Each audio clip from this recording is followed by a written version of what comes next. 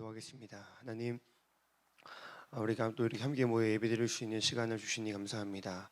하나님께서 원하시는 바를 이루시는 예배가 되게 도와주시고, 또 우리의 굳어진 마음들, 식어진 마음들, 혹여나 이 코로나 때문에 무너진 마음이 있다면 다시 한번 일으켜 세워주시는 귀한 은혜의 시간 되게 하여 주옵소서. 비록 영상으로 예배드리는 청년들에게도 주님 동일한 은혜로 함께 해주셔서 더 큰 은혜, 또 더 놀라운 하나님의 능력이 부어지게 도와주시옵소서. 감사드리며 예수님의 이름으로 기도했습니다. 아멘. 네, 우리 김상성 목사님 소개해 주셨던 것처럼 제가 고등학교 때 처음 목사님 뵈가지고 목사님께 혹독하게 밑에서 훈련을 많이 받아서 목사님이라고 소개를 하니까 저도 어색하네요. 그래서 제가 여러분들 마음을 잘 압니다. 여러분 힘내시고 너무 좋은 스승님이십니다. 이 시간 위임이 아닌 부르심이라는 제목으로 함께 말씀 나누겠습니다. 여러분, 우리나라에서 이렇게 물건을 사고 팔고 할 때 늘 문제점으로 지적되는 것이 있습니다. 그것은 중간 유통 과정이 너무 많다는 것이에요. 그래서 그 중간 유통 과정을 겪다 보면은 이게 값이 막 뻥튀기가 돼서 올라가는 일들이 늘 이제 문제거리가 되어 있는데요. 제가 뉴스를 하나 찾아보니까, 자료를 찾아보니까 소 한 마리가 대략 한 730만 원 정도가 된다고 합니다. 저 강원도에서 이 목축우라는 분이 열심히 기른 소를 한 마리 이게 파셨대요. 650kg가 되는 원 플러스 최상급 한우를 파시는데 할 때 한 730만 원 정도의 값을 받았다고 합니다. 그런데 이게 뭐 도축장에 갔다가 또 이렇게 뭐 보관하는 보관소에 갔다가 또 이동하는 또 그런 유통하는 과정을 거치면서 막 값이 올라가기 시작을 하는데, 얼마가 뻥튀기가 되냐면 500만 원이 불어나더랍니다. 그래서 소비자가 살 때는 그 소 한 마리가 730만 원이 아니라 1230만 원짜리 소가 된다고 해요. 그 중간 유통 과정 속에서 500만 원이 늘어나는 겁니다. 만약에 그게 없었다면 우리들은 고기 먹으러 갔을 때 훨씬 한 3분의 1 정도는 더 3분의 1 정도 가격에 고기를 먹을 수 있는데 중간 유통 때문에 값이 막 올라간다고 하는 것이죠. 그래서 요즘에 해외 직구하시는 분들 굉장히 많지 않습니까? 저는 아직 잘 그거 못하게 해본 적이 많이 없어가지고 잘 모르는데, 이 유통 과정을 최소화하기 위해서 해외에서 직접 물건을 구매하는 사람들이 점점 많아지고 있습니다. 물건을 이렇게 사는 것도 그렇고요. 말과 말이 전해지는 것도 그렇습니다. 제가 누군가에게 말을 전할 때 직접 말을 전하지 않고 한 사람, 두 사람 거쳐서 말을 전하다 보면 그것이 와전되기가 굉장히 쉽죠. 말한 제가 하지도 않은 이야기가 덧붙여지기도 하고, 또 제가 했던 이야기가 누락이 되어서 이 의미가 잘 전달되지 않을 때도 굉장히 많이 있습니다. 제일 좋은 거는 이 당사자들끼리 만나서 대화를 하는 것일 것입니다. 이렇게 중간 과정이 있다는 것이 뭐 좋은 점도 있겠지만, 이렇게 뭐 물건을 사고 팔 때 값이 늘어나고 말이 와전되는 것처럼 중간 과정이 있으므로 문제점이 생기는 것도 굉장히 많다는 것이죠. 우리의 신앙도 마찬가지라고 생각을 합니다. 우리의 신앙, 하나님과 우리 사이에 많은 것들이 끼어 있으면 끼어 있을수록 하나님과 우리 사이의 소통이 원활해지지 않을 때가 굉장히 많이 있죠. 하나님과 직접 우리가 만나서 대화하고 또 하나님의 뜻을 구하고 또 주님의 말씀을대로 살아가는 이런 하나님과 함께하는 신앙이 우리에게 꼭 필요한데, 그 중간에 때로는 사람이 끼기도 하고 때로는 조직이 끼기도 하고 때로는 특정한 어떤 상황과 환경이 껴야만이 하나님과 소통이 되는 사람들이 있습니다. 그러다 보면 다른 사람을 통해 하나님을 보다 보면 그 사람의 어떤 잘못된 모습을 통하여 하나님을 오해하게 되는 것이에요. 어떤 상황을 통하여 하나님을 알게 된다면 그 상황이 잘못되면 하나님마저도 오해하는 경우가 생기는 것입니다. 우리가 예배를 드리는 이 과정이 구약시대부터 쭉 예배의 방법들이 다양하게 나와 있는데요. 처음 우리가 하나님을 예배하기 시작했던 방법은 이 하나님께서 모세와 아론을 통하여 율법을 만드시고 또 제사 드리는 이런 여러 가지 규칙들을 만들어 놓으셨습니다. 그래서 구약시대에는 사람들이 직접 하나님께 나아갈 수 없고 오직 제사장을 통해서만 하나님의 보좌 앞에 나아가 자기의 죄를 고백하고 또 용서함을 받고 은혜를 구하는 그 구조가 있었습니다. 이것은 죄인된 우리가 하나님께 나아갈 수 있는 하나님께서 밑바탕을 깔아 놓으신 거예요. 그런데 시간이 흐를수록 이게 점점 변질이 되어가는 것입니다. 그래서 이것이 굳어져 버리고 사람을 위한 것이 아닌 사람의 어떤 사리사욕을 채우는 그 모습이 되어버린 것이죠. 그래서 예수님께서 이 땅에 오셔서 십자가에 달려 죽으시고 부활하심으로 휘장이 갈라졌습니다. 휘장이 갈라졌다는 것은 더 이상 제사장을 통하여 주의 보좌 앞에 나아가는 것이 아니라 우리 모두가 주의 보좌 앞으로 갈 수 있는 길이 열린 것이에요. 그래서 사도행전을 읽어보면 성령이 사람들에게 내리기 시작을 하는데 각 사람의 머리 위에 임했다고 그랬습니다. 각 사람의 머리 위에 주의 성령의 불이 내렸어요. 심지어 유대인을 뛰어넘어서 이방인에게도 사마리아 사람들에게도 성령의 불이 그들의 마음, 그들의 머리 위에 임하고 성령이 그들에게 임하는 것을 보게 됩니다. 그 상황마다 성경은 그렇게 기록합니다. 사마리아 사람에게도 성령이 부어지는 것을 보고 놀라요. 이방인에게도 성령이 임하는 것을 보고 놀라요. 왜냐하면 여전히 그 사람들 마음속에는, 생각 속에는 어떤 제사장이나 사도나 이런 중간 매체가 있는 상태에서 사람들이 하나님을 만날 수 있다고 생각을 했는데, 알고 보니까 모든 사람 각자마다 주의 성령이 임하고 하나님을 만나는 역사가 일어나는 것입니다. 그런데 이렇게 각 사람마다 하나님을 만날 수 있는 길이 열렸는데 시간이 흐르면서 이게 또 막혀버렸습니다. 교회가 세워지고 그 안에 직분이 생기고 어떤 조직이 생기면서 우리가 알던 그 중세시대의 교회의 모습이 되어버린 것이에요. 성경이 모든 사람에게 주어지지 않고 특정한 사람의 소유물이 되었습니다. 주님 앞에 나아가 기도하는 것도 스스로 할 수 없고 앞에 있는 사제, 신부님이 앞에서 도와줘야만 기도할 수 있고 그 사람이 도와줘야만 죄를 고백할 수 있고 누군가가 도와줘야만 죄의 사함을 받는 구조가 되어버린 것이에요. 종교개혁이 일어나서 그것이 다 없어져 버리고 모든 사람에게 하나님의 말씀이 들려졌습니다. 우리 모두가 다 주님께로 나아갈 수 있는 다시 한 번의 길이 열린 것이죠. 그런데 시간이 또 지날수록 이것이 다시 막혀지는 것 같아요. 여러분 스스로 하나님께 나아가고 계십니까?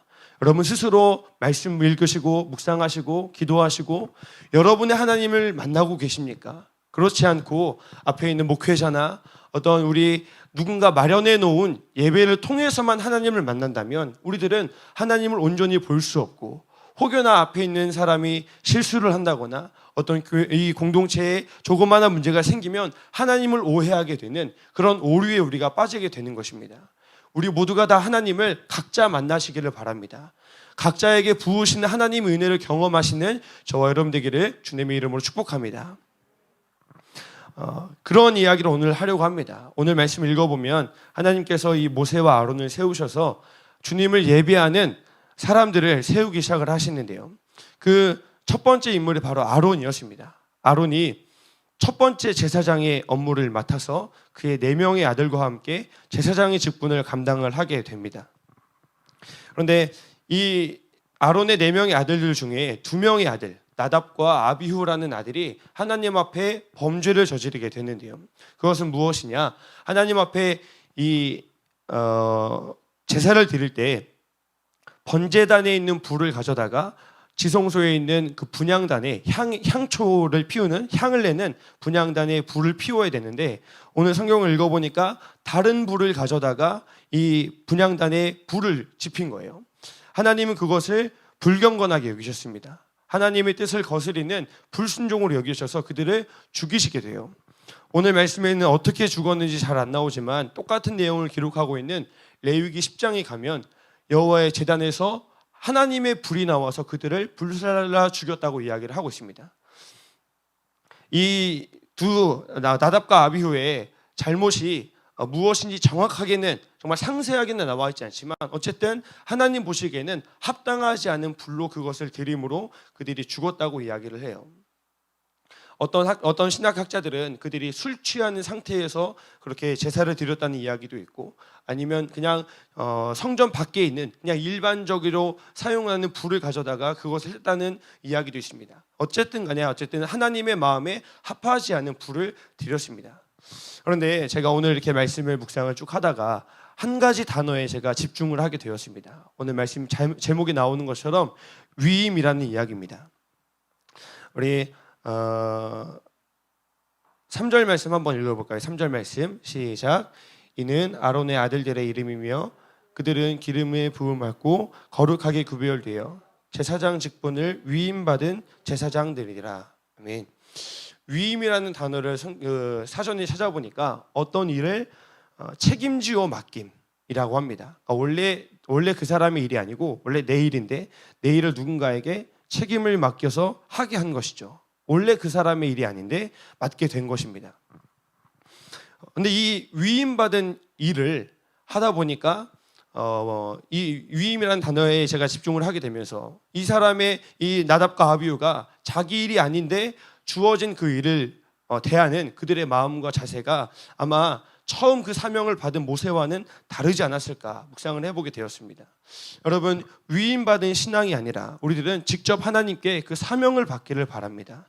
그렇지 않는다면 이것이 다른 사람에 의해서 부여받은 일이 되어버린다면, 다른 사람에 의해서 부여받은 믿음과 신앙이 된다면 그 사람은 언제든지 이 나답과 아비후처럼 하나님의 진짜 부르심을 알지 못하고 잘못된 길을 가다가 멸망길로 갈 수 있다는 것입니다. 한때 막 유행했던 말들이 있지 않습니까? 연애를 글로 배웠다. 운동을 글로 배웠다. 글로 배웠다는 것이 무엇이죠? 자기는 직접 해보지 않고 그냥 글로만 읽어봅니다. 남자는 이렇구나, 여자는 이렇구나, 데이트는 이렇게 하는 거구나 하면서 글로 그것을 배우는 겁니다. 그리고서 내가 다 아는 것처럼 생각을 하는 것이에요. 그러나 여러분, 그 글에 있는 것은 누구의 것입니까? 그걸 읽는 사람의 것이 아니라 그 글을 쓴 사람의 이야기예요. 그것이 내 것이 되기 위해서는 읽고 그렇게 살아보고 순종해보고 내 안에 실험을 해봐야 하는 것이죠. 그렇지 않고 그냥 다른 사람이 써준 것을 읽고 나는 아니까 나는 이와 같은 사람이야 라고 착각을 하면 실수하고 넘어질 수밖에 없다는 것입니다. 아무리 운동기구가 많이 쌓여 있어도, 아무리 운동적인 지식을 많이 알고 있고, 아무리 운동 유튜브 구독을 많이 눌러놔도 내가 직접 운동하지 않으면 내 근육이 없는 거예요. 내 체력이 증진되지 않는 것입니다. 신앙도요, 누군가에게 부여받은, 누군가를 통하여 얻어지는 신앙에는 한계가 있는 것이에요. 그 신앙을 내 것이라고 착각하면 안 되는 것입니다.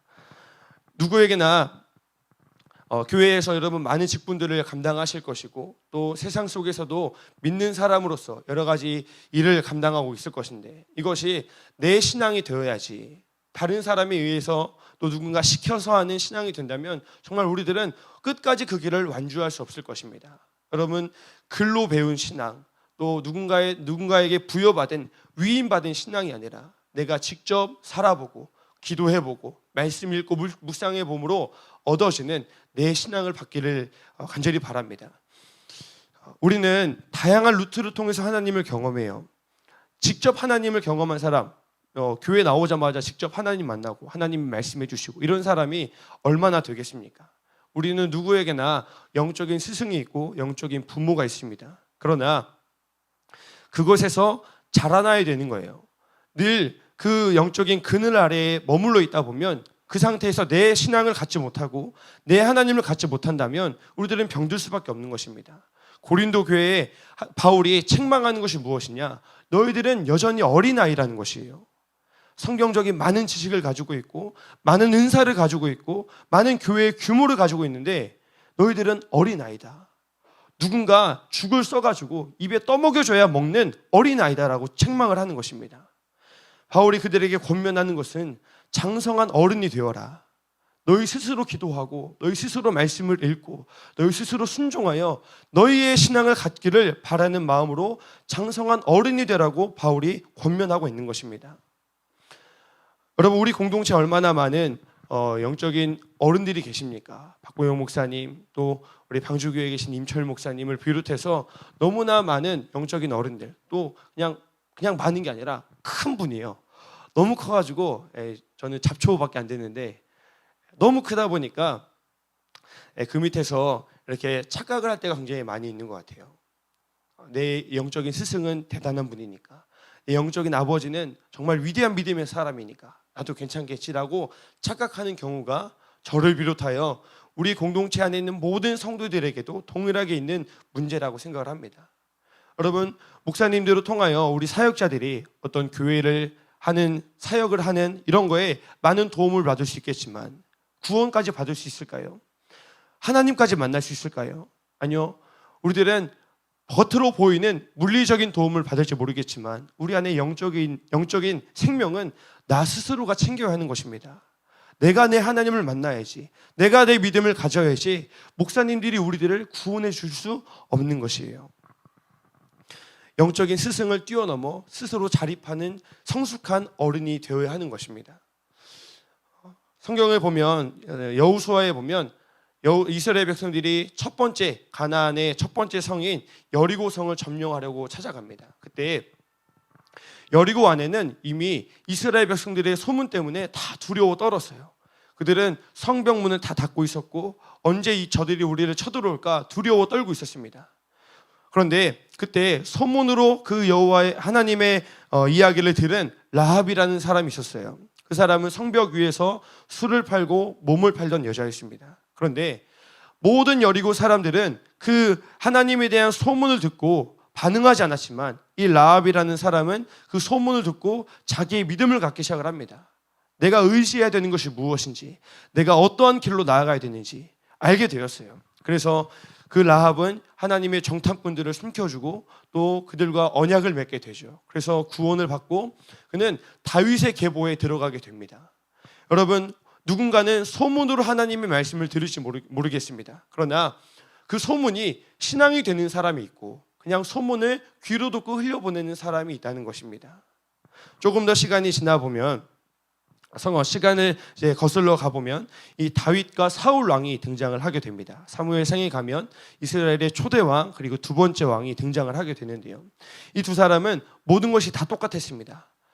주목받지 못했던 사람이었고 유명하지 않은 사람이었습니다. 그러나 하나님의 눈에 발견되게 되었어요. 그래서 하나님의 선지자인 사무엘을 통해서 기름 부음을 받고 왕으로 선택되게 됩니다. 그런데 왕이 된 이후로 그들은 전혀 다른 길을 걸어가게 돼요. 사울 왕은 왕이 된 이후로 더 이상 하나님을 찾지 않았습니다. 오직 내 명예, 내 성공, 내 승리를 위해서 하나님을 이용하게 돼요.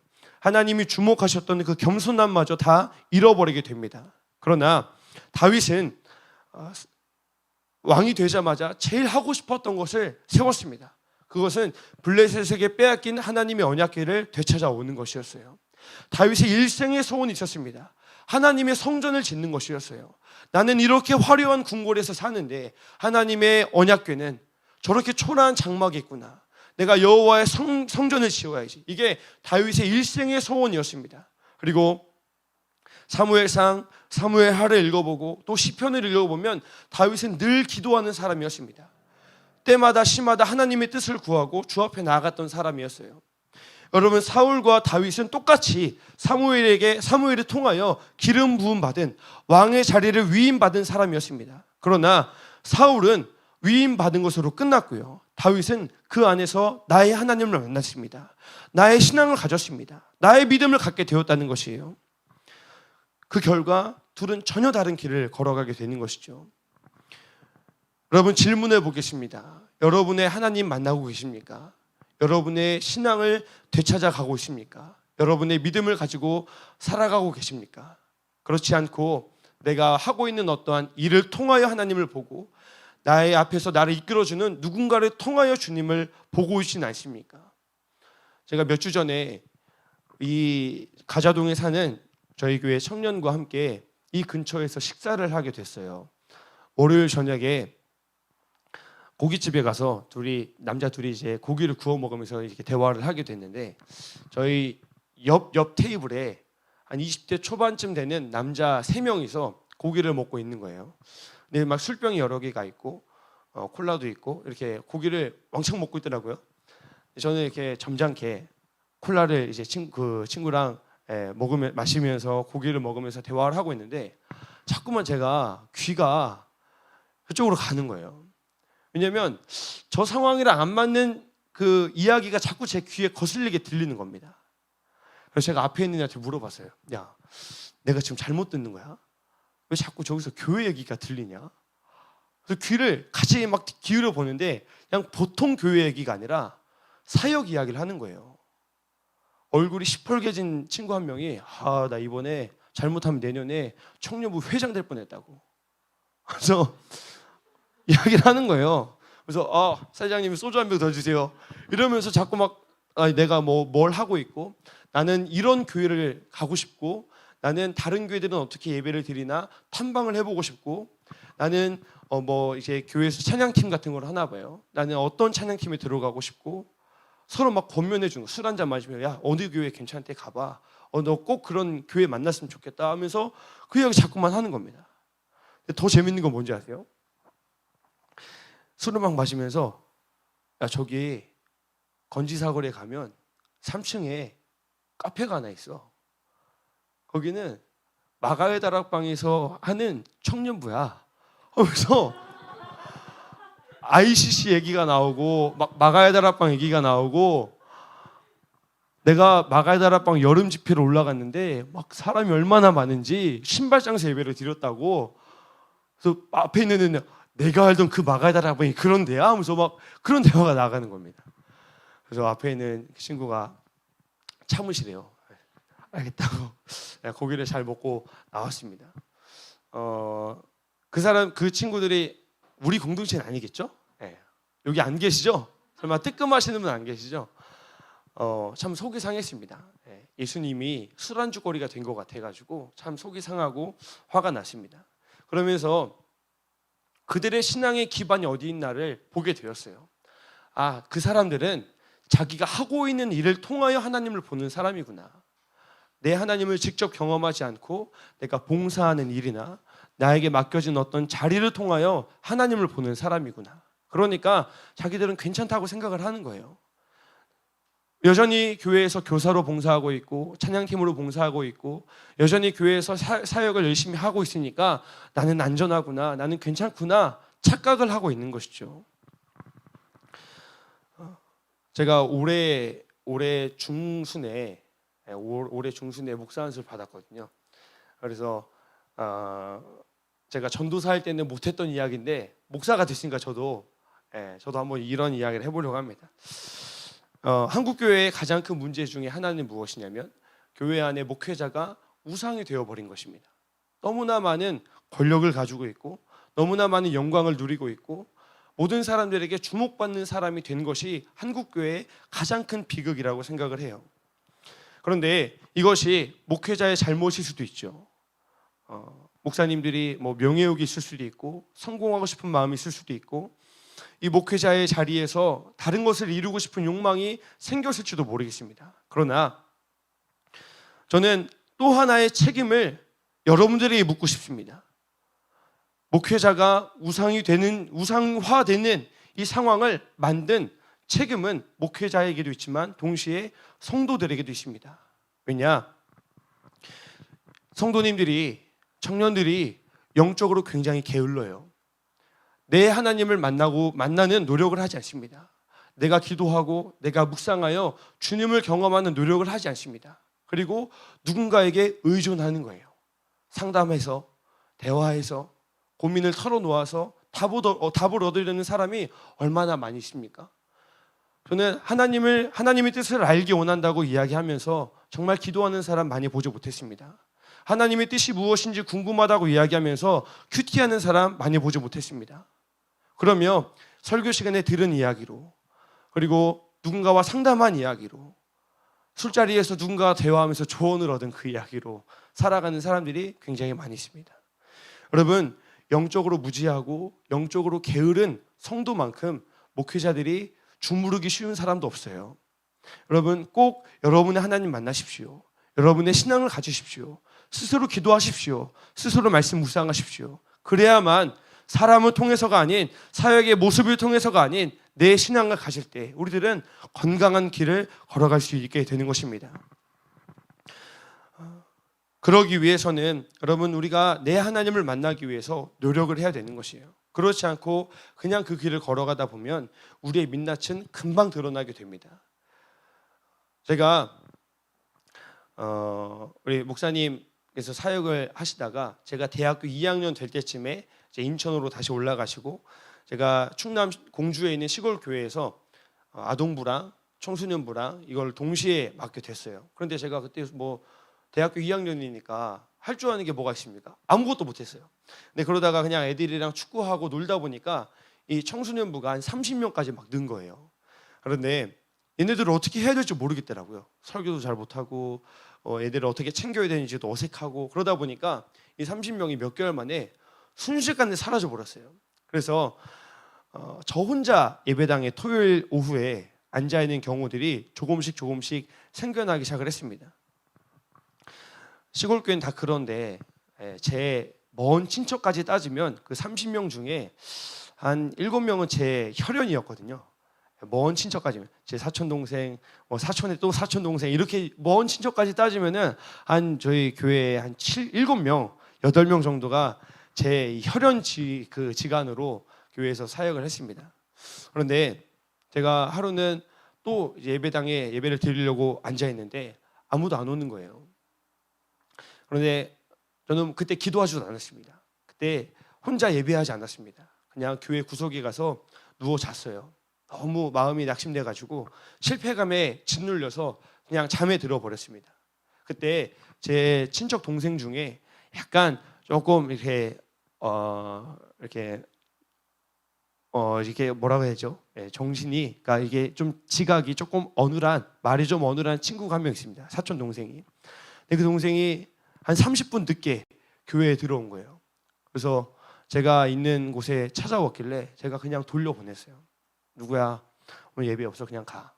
왜냐면 저는 예배하고 싶은 마음이 안 생기더라고요. 혼자 거기서 하나님 바라보지 못하겠더라고요.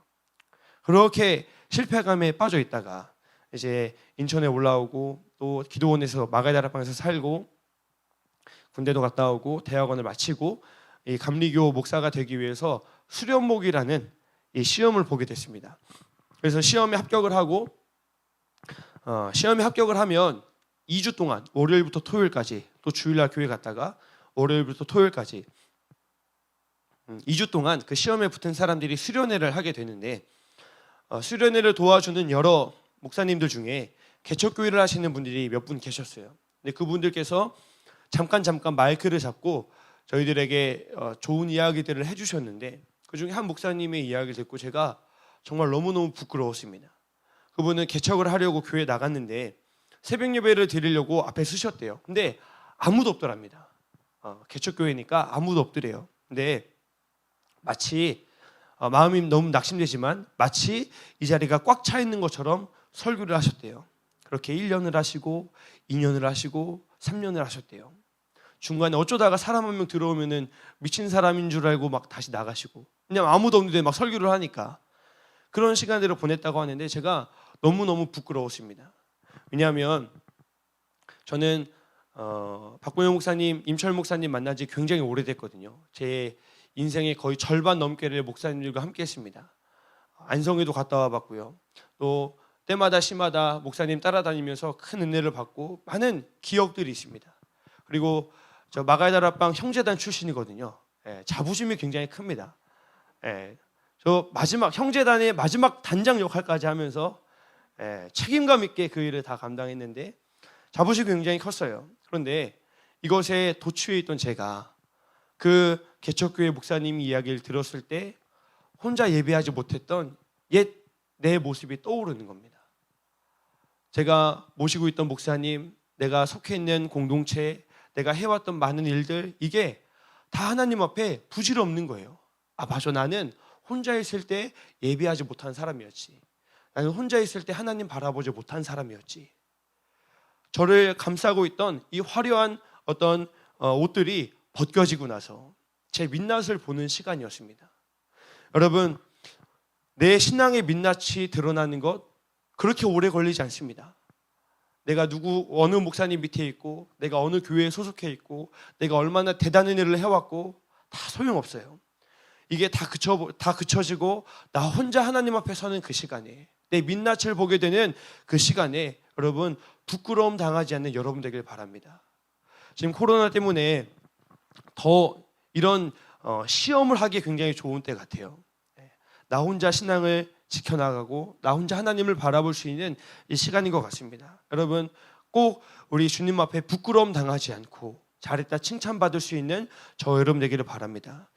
그러기 위해 필요한 것은 이것 우리에게 주어진 위임받은 신앙이 위임받은 것으로 끝나는 것이 아니라 그 안에서 나의 부르심을 발견해야 될 줄로 믿습니다. 이 아론처럼 남아있는 두 아들처럼 그 죽어가는 내 두 아들과 내 형제를 보며 그들은 깨달았을 거예요. 내가 이 직분을 어떻게 감당해야 되는지, 내가 이 자리에 왜 부름받았는지. 아론은 틈만 나면 이 모세에게 불평을 쏟아놓고 모세에게 화도 냈던 사람이었습니다. 그러나 이 상황을 기점으로 아론의 마음이 바뀐 것을 성경을 읽으면 알게 되거든요. 아론은 더 이상 내 욕망과 내 뜻대로 이것을 감당하지 않고 하나님의 부르심을 발견하여 그 길을 걸어가게 됩니다.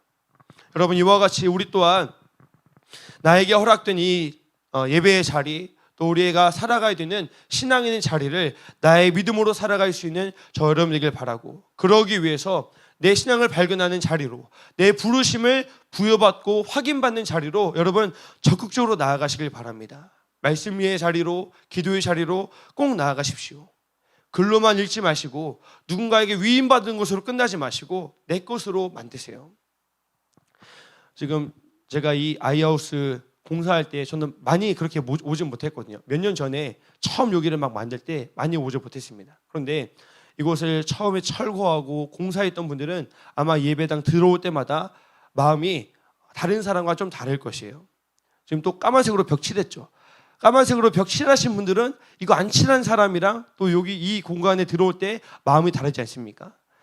저도 마가다락방에서 20대부터 거의 10년 가까이를 그 안에서 살면서 제가 거기서 살 때 마가다락방 철거하고 새로 짓고 또 사람들이 막 많이 몰려오고 또 지금처럼 교회 기도원이 닫히기도 하고 이런 것들을 경험을 해서 저는 마가다락방에 대한 마음이 특별합니다. 제 젊음이 담겨 있고 제 땀이 담겨 있고 제 눈물이 담겨 있고 제 시간들이 그냥 다 담겨 있습니다. 그래서 남자 10명이 그 형제단 숙소에서 버글버글하고 살던 그 여러 가지 추억들이 뒤섞여 있는 자리이기 때문에 그 공간, 그 기도원은 저에게 특별한 자리예요. 여러분, 우리의 신앙이 그렇게 돼야 되는 것입니다. 내 신앙이 특별해지기 위해서는 내 것을 쏟아 부어야 돼요.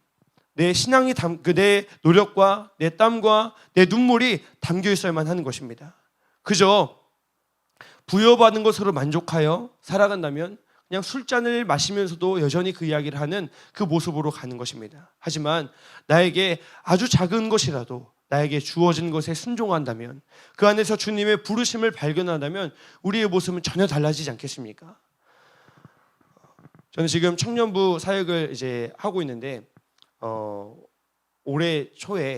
이번 달 초에 저는 대담한 결심을 하나 했습니다. 그거는 지난 한 해 동안 교회를 섬겨왔던 모든 이 청년들의 직분을 초기화시켰어요. 그래서 12월 첫째 주부터 저희는 순모임도 없고 왜냐하면 순장이 없거든요. 예배팀도 없이, 왜냐하면 예배 찬양 건반 하나 치는 사람까지도 다 없애버렸습니다. 그리고 시간을 두고 서약서를 받았어요. 헌신서를 받았습니다. 그래서 순장으로 섬길 사람, 예배팀으로 섬길 사람, 심지어 청소할 사람도 헌신서를 지금 받고 있습니다. 어떤 일이 아니라 나는 준비된 예배자로 서겠습니다 하는 사람도 서약서를 받고 있습니다. 왜냐하면 제가 청년부를 맡은 지 한 2년이 좀 넘었거든요. 그런데 2년이 지나는 동안에 제가 너무너무 큰 역할을 하고 있는 거예요. 그 안에서 제가 뭔가 결정해 주지 않으면 아무것도 되지 않는 것입니다. 예배팀도, 새가족팀도, 목양팀도 아무것도 안 되는 거예요. 제가 가서 하나하나 다 챙겨주고 말해주고 또 때로는 제가 막 뭐 좀 해달라고 부탁을 해야만 움직여지는 것이에요. 그래서 다 없애버렸습니다. 그리고 기도하고 결정하라고 이야기했어요. 그래서 서약서를 받고 있는데 사실 불안해요. 조금 더 이 부분이 약간 부족한데 하는 불안도 있지만 그래도 거의 모든 부분이 채워지고 있는 상황이라 너무 감사합니다. 여러분, 교회 안에서 내가 맡고 있는 것에 대한 정말 헌신하는 마음, 자원하는 마음, 이것으로 부르신 하나님의 부르심을 깨닫지 못한다면 여러분, 우리의 신앙은 정말 겉으로 딱딱하게 굳어진 신앙으로 끝날 수밖에 없습니다. 여러분, 맡겨진 자리, 주어지는 사명에 하나님의 부르심을 발견하십시오. 그래야만 우리의 신앙을 받을 수 있고 그래야만 우리가 주님께로 온전히 나아갈 수 있을 줄로 믿습니다. 제가 얼마 전에 김사정 목사님 설교 들었거든요. 늘 그러셨지만 뭐 또 특별하게 하신다면서 내년 한 해 큐티 또 하겠다고 늘 하시던 거 아니세요? 늘 하시던 것 같은데 근데 더 강하게 하신다고 하셨으니까 저도 큐티 이번에 지금 막 청년들이랑 이야기하고 방주교회 새벽 예배는 생명의 삶으로 막 하고 있거든요. 여러분, 그런데 큐티가 어떤 막 비밀을 발견해내고 엄청난 지식을 막 발견해내고 이런 거 아니거든요. 큐티 하는데 뭐 원어적인 해석이나 성경적인 배경이나 이런 거 알면 좋죠. 그러나 큐티의 목적은 그것이 아닙니다. 큐티의 목적은 아주 단순한 것이라도 그것을 나의 삶에 비춰보고 나에게 적용해보고 순종하여 하나님을 경험하는 게 가장 아름다운 큐티입니다. 맞죠, 목사님? 막 비밀을 알려고 하는 것 아니에요. 그 안에 막 숨겨있는 놀라운 막 그 언약의 막 비밀들 막 그런 신비로운 거 알아내는 거 큐티 아닙니다. 아주 작은 것이라도 그것을 나에게 적용하는 게 큐티예요. 제가 한 3년 전쯤에 방주교회 유치부를 담당했던 적이 있었거든요. 그때 고난주간이 됐습니다. 고난주간 때 우리 유치부 아이들 5살, 6살, 7살이거든요. 유치부 아이들과 종이를 나눠줘서 카드를 하나 쓰겠습니다. 그 카드는 이렇게 보라색으로 예쁘게 배경이 되어 있고 어린 여자아이가 이렇게 무릎을 꿇고 기도하는 그 이모티콘을 밑에 살짝 박아놨습니다. 그리고 글을 썼어요. 나 누구누구누구는 이번 고난주간 때 나를 위해 죽으신 예수님을 위해서 무엇을 하겠다라고 이 결단하는 결단서를 그때도 쓰게 아이들에게 시켰어요. 물론 그 5살, 6살, 7살 아이들은 글씨를 잘 못 씁니다. 그래서 선생님들이 같이 써줬는데 일주일이 지났어요. 고난주간을 보내고 부활주일날 모였습니다. 제가 부끄러웠습니다. 어떤 6살짜리 아이는 거기다가 아침 금식을 쓴 거예요. 아침 금식을, 우리 방주교회 수준 이 정도입니다, 여러분. 아침 금식을 썼어요. 그리고서 그 아이가 어떻게 했냐면 아침에 일어나서 어린이집 출근할 때 엄마가 밥 먹으라 하면 엄마 나 밥 안 먹어요.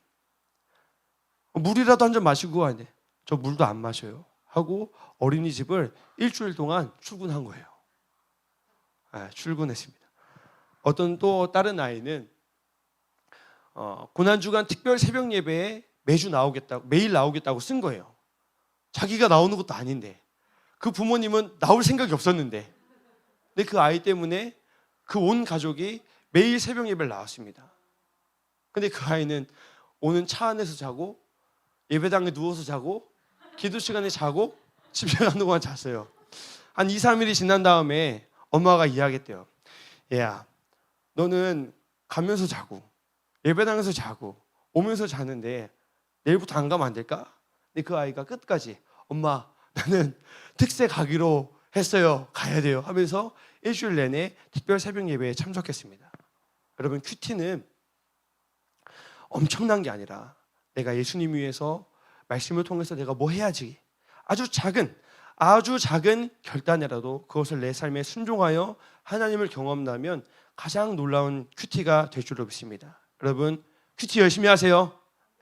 큐티 열심히 하시길 바라고 우리에게 주어진 자리에서 정말 주님의 부르심을 꼭 발견하는 저 여러분 되기를 바랍니다. 말씀 마치고 이제 기도하려고 하는데요. 우리의 신앙의 자리에 여러분 위임받은 여러 요소들이 있을 것입니다. 다른 사람을 통하여, 다른 환경을 통하여, 또 내가 맡고 있는 일을 통하여 부여받은 여러 신앙의 자리가 있을 것입니다. 그런데 그 자리에서 머물러 계시지 마시고 하나님의 부르심의 자리로 나가십시오. 누군가를 통하여 주님 만나지 마시고 여러분 직접 주님 만나십시오. 여러분 스스로 하나님 만나는 자리로 꼭 가시길 바랍니다. 한 사람이면 충분했던 주님, 주 말씀에 순종하는 자, 한 걸음마다 하나님 말씀을 지하여 주님의 마음에 동참하는 자, 그 사람이 내가 되길 원해. 주 말씀에 순종하는 자, 한 걸음마다 하나님 말씀 의지하여 주님의 마음에 동참하는 자, 나를 향한 계획 주님이 잘 아시네.